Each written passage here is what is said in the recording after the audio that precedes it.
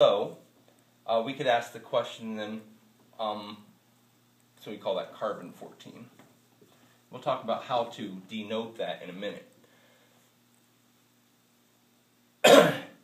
Now let's take one of these protons and let's pretend that one of these neutrons isn't a neutron, but it's a proton instead.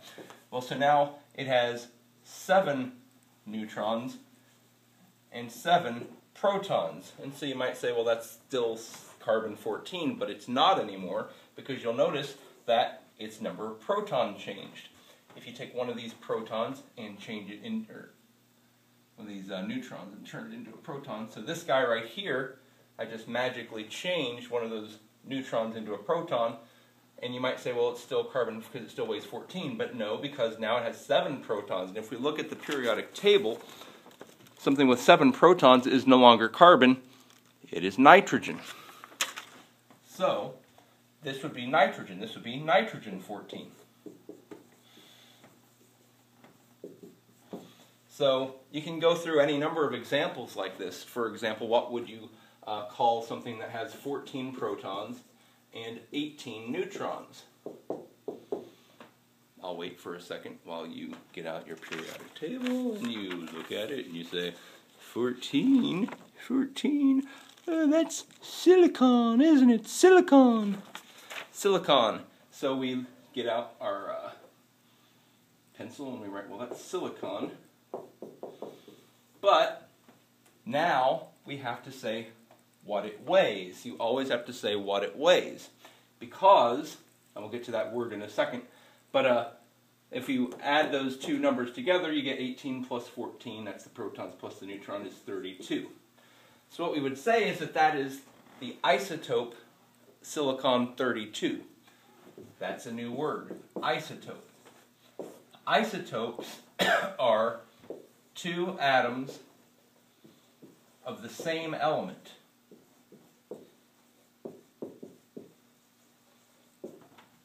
Two atoms of the same element which have different weights.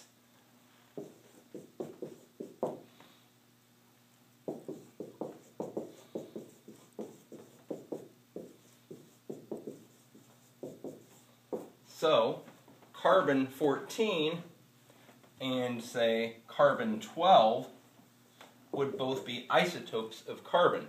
This one would have 6 protons and 6 neutrons, whereas this one would have 6 protons and 8 neutrons. They both have 6 protons, so they're both carbon, but because they have different numbers of neutrons, they'll have different weights, and that's where you get those 2 different isotope values. And so there is now a way that we need to talk about to keep track of different kinds of isotopes. So I'm going to clean off the board. Normally I would just have someone aim the camera over there at the clean section of the board, but I'm flying solo tonight.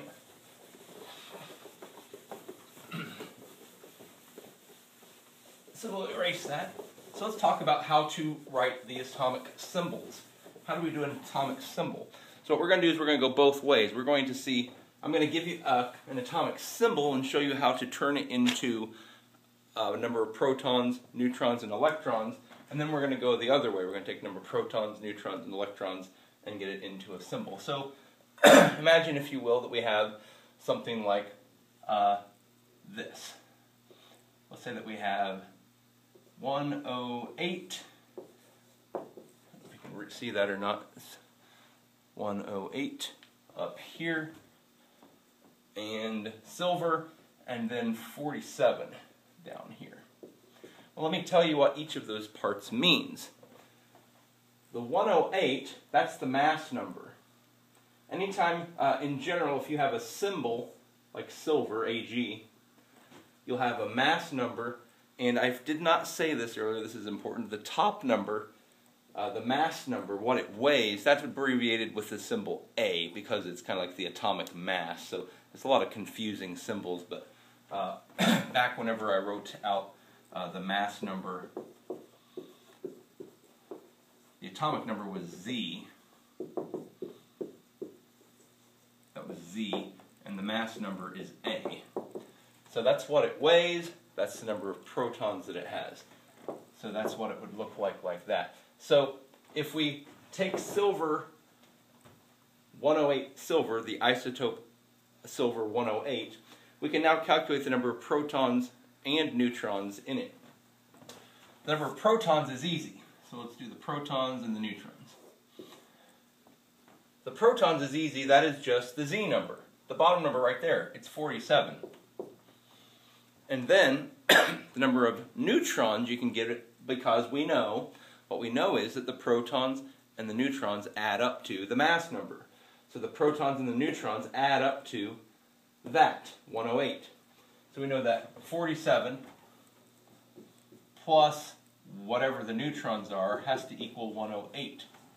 So what we're going to do then is we're going to say, well, to find the number of neutrons, we got to subtract 47 from both sides, and you get 61 neutrons. So to get the number of neutrons from the mass number, you would take the mass number minus the proton number. And so that's how we would do that one. If you wanted to do another example, we could do, say, like 3215 phosphorus. Do 3215 phosphorus, we would know, well, we would immediately know that the 15 was the number of protons, that the 32 is the protons and the neutrons together.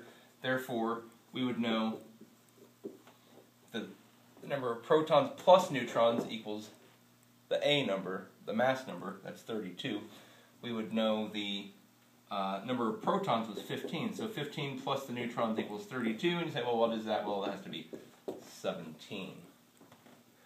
So that's how we would go from a symbol to protons and neutrons. But how would we go the other way? Well, that's actually even easier.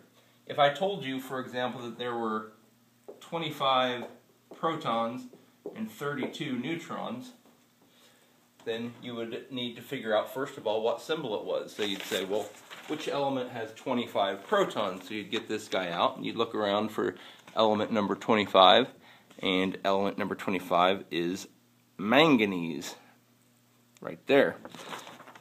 So we know that this has a symbol manganese, Mn.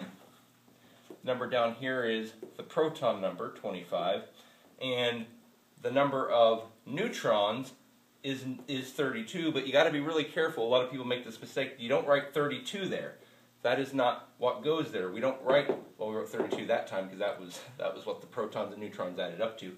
But this time we don't, because we want to know the protons and neutrons add up to. Well, 25 plus 32 is 57. So that would be our complete chemical symbol for manganese. And so for manganese, 57. So that is how you do that. You have the atomic number is the Z number. It's the number of protons. And the A is the mass number, is the number of protons and neutrons added together.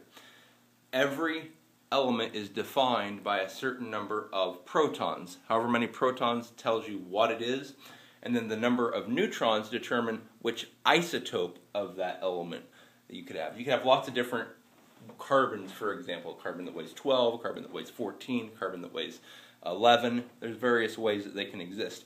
You have uranium that weighs 235, uranium that weighs 238, but they all have 92 protons. That's what makes it uranium. And so these are some of our definitions that we use as we go through the nucleus of the atom. Now, we haven't talked at all about the electrons on the outside or the charges or anything like that. All we're doing right now is we're talking about different isotopes. And I'm going to go ahead and stop there and let you try to go through some of the examples on the homework. Good luck. You can do it.